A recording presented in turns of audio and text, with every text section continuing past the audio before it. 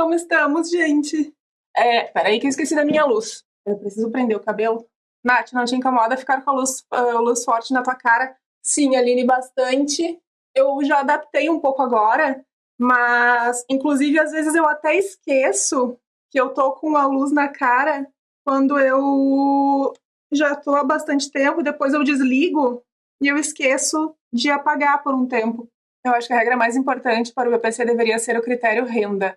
Pois é, e é muito, muito foda, sabe? Classificar nível um, nível 2, nível 3, falar quem tem mais direito, quem tem menos direito. É muito complexo definir quem é que precisa de benefício do governo e quem não precisa. Se tiver autista de nível 3 com boa renda e um com nível um com baixa renda deveria ter mais suporte, mas isso renderia muitas complicações. Pois é, meu filho é nível 13 e depende 100% de mim. O pai abandonou, agora fico pensando em como alguém sobrevive com um salário mínimo dependendo de medicamentos não disponíveis no SUS. A cara é foda. E isso aí deveria ser um direito nosso, né? É direito, não é esmola. Pois é. Por isso deveríamos acabar com o capital. Mas tu já sentiu algum efeito adverso com os remédios?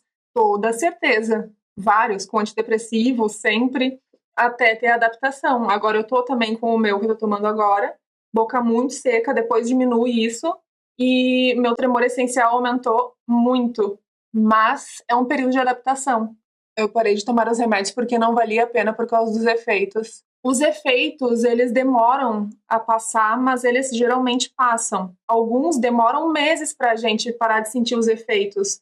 Então, assim, às vezes é preferível passar por esse período dos efeitos colaterais do que deixar de tomar porque se faz muito necessário medicamento, sabe? Tipo antidepressivos. Tem uma pessoa passando por um período muito ruim, é melhor passar por esse período de adaptação do que ficar sem, porque sem a medicação pode dar muito ruim. E assim, tu pode falar com um profissional que te atende para trocar a medicação, do que ficar sem completamente, sabe? Mano, eu me afastei nesses últimos dias bastante da internet, porque eu preciso conseguir produzir sem ficar muito mal. Voltei a falar, a fazer coisa no TikTok. Então, por favor, se puderem me seguir lá e acompanhar lá. Não é uma coisa que eu queria fazer vídeo curto, mas infelizmente é o que o algoritmo me pede e eu preciso me sustentar. Para mim, a fase mais complicada da vida foi a adolescência, isolamento social, bullying durante todo o ensino médio. Cara, a escola é um período horrível, né? É muito, muito bullying. Tudo bem que depois não muda na fase adulta, às vezes no trabalho rola muita merda também, mas, cara, eu acho que na época da escola pode ser muito pior. A época da escola foi um massacre psicológico. Nossa, é foda, sério. E tem aquele lance de que na época da escola a gente não se entende tão bem ainda e a gente acaba se sentindo completamente rejeitado pelas pessoas. Eu acho que é o pior período para isso acontecer. E às vezes a gente ainda não tem um tratamento, não descobriu o transtorno. Tem aquele lance de gerar grupinho e a gente se sente assim. Na escola é mais direto, na fase adulta, ao menos fica mais implícito. Sim, pelo menos algumas pessoas, né? Se alguém fala que você está se apoiando no diagnóstico para se vitimizar, essa pessoa está sendo capacitista, com toda certeza. Psicofóbica também. Fui maltratada por um psiquiatra no meu plano de saúde, fiz uma reclamação nos canais da empresa, mas não fui atendida. O que eu faço? Entra com questão judicial, entra com processo. Tu tem como provar, porque, infelizmente, é quase como se o crime tivesse que acontecer na frente do juiz, sabe? Mano, minha amiga passou por uma coisa horrível e o juiz falou pra ela que não tinha prova ocular, mesmo que tivesse outros tipos de provas. Nem deveria ser obrigatório a escola, eu faria para fazer tudo por EAD, do mesmo jeito que tem faculdade por R$ 100 por mês EAD. Cara, é que assim, o problema não tá na escola, né? Tá no sistema capacitista. Nath, eu tenho quase 100% de certeza que sou autista, mas eu não sofri bullying na escola. Eu andava com as meninas populares e tentava ser igual a elas. Naninha, eu também andava com as meninas populares na escola, tentava ser iguais a elas, imitava comportamento, mas sofri algumas formas de bullying, sim. E só que isso não quer dizer nada, sabe? O que quer dizer são os teus traços e se tu tem os critérios necessários para ser diagnosticada. ficou uma discordância se eu era nível 2 ou nível 1 no laudo de autismo, mas a psiquiatra considerou nível 1. Isso quer dizer, Nath, teria que ver com ela. Eu não sei exatamente por que ela fez essa escolha na hora de definir qual é o teu nível. Mas, como a gente está discutindo, é complexo de definir níveis. É muito bizarro, né? Porque às vezes a gente tem quase os mesmos traços, mesmas necessidades de suporte, e aí um fica com um laudo nível 1, outro no laudo tá nível 2, nível 13. Eu acho que a forma que vem autismo também e que tratam o autismo também ainda é muito péssima. E recém está se falando sobre essa questão de nível não ser tanto de nível quanto de suporte, quanto de fraco, forte. Nath, ao invés de nível de suporte, que você acha que deveria ser autista? Ao meu ver, 1, 2 e 3 de suporte continua não traduzindo o que cada autista precisa e passa de patrola em cima da palavra espectro. Não, porque o meu filho é muito mais autista do que outros autistas. E não pode ser a mesma coisa, ter o mesmo nome. E aí, estamos aí nessa. Como eu entro no grupo do Discord, tem que virar membro, Chosen One. Ah, tu virou. Eu tenho um vídeo no canal ensinando exatamente sobre como entrar no Discord. Mas eu explico bem direitinho e faço todo o passo a passo, assim, de como entrar direitinho. Obrigada por virar membro. Obrigada, gente que tá virando membro, que tá mandando pix, que tá mandando superchat. Pessoal, se importariam de relatar, por favor, como é a crise de vocês, só para eu conseguir identificar melhor a minha. Júlia, é que depende. Eu tive crise sensorial esse final de semana. Inclusive, eu quero comprar fone de abafador. Eu tô vendo uns da 3M. Eu tava na rua, eu tava no centro de Porto Alegre. E aí, eu fico muito tempo dentro de casa. E aqui eu tenho poucas coisas sensoriais me incomodando e pesando, sabe? Rola, assim, de vez em quando alguma coisa. E no centro foi muita coisa, muito barulho. E aí, chegando na hora de dirigir, eu estava muito mal. E aí começou a parte de paralelepípedo. Eu fiquei pior ainda, porque eu sentia, assim, o paralelepípedo balançando dentro da minha cabeça. Parte sensorial horrível, parte sonora horrível. Então eu quero comprar fones de ouvido para usar assim quando eu estiver no local, para poder dirigir tranquila também e não ter uma crise quando eu estiver dirigindo.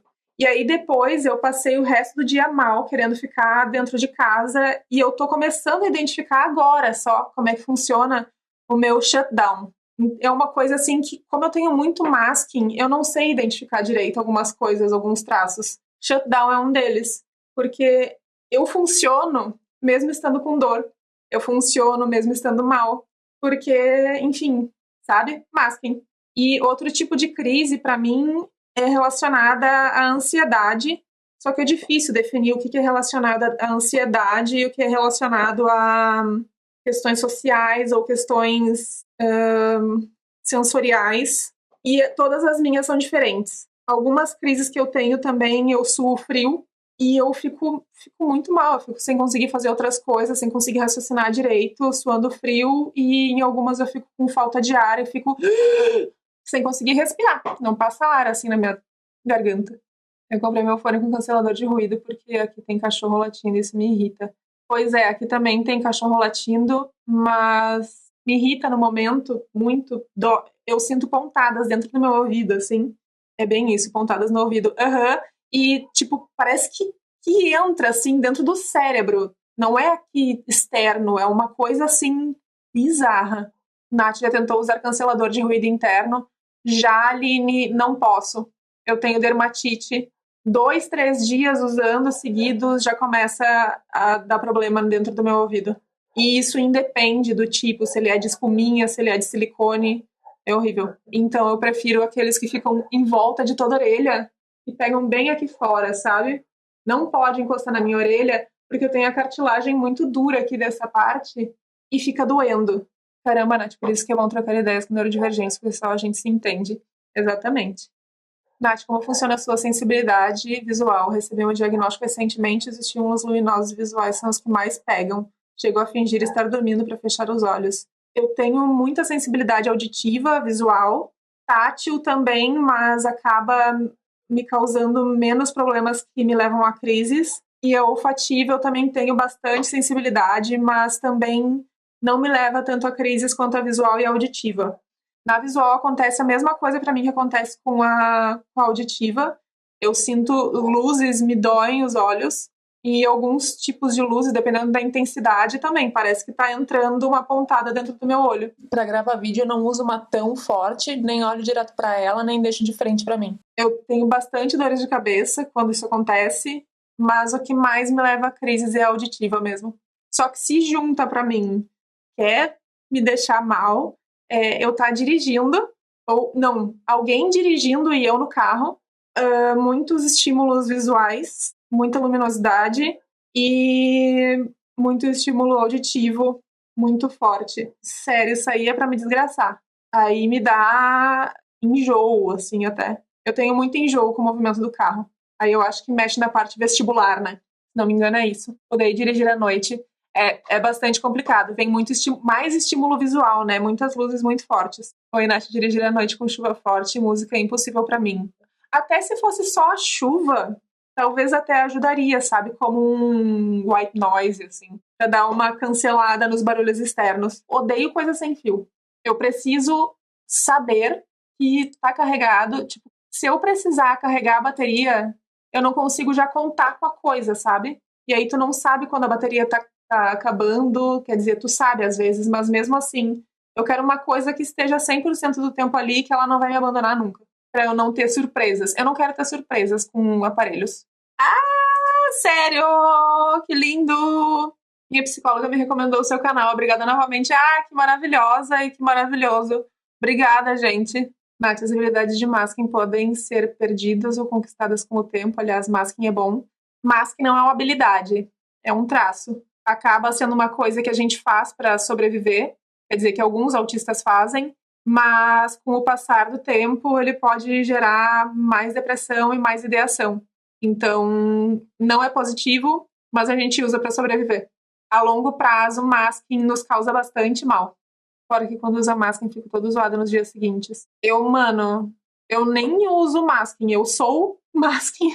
Tanto que eu não consigo identificar muitos traços meus, porque eu tô mascarando coisas aqui com vocês. E eu nem sei o que exatamente.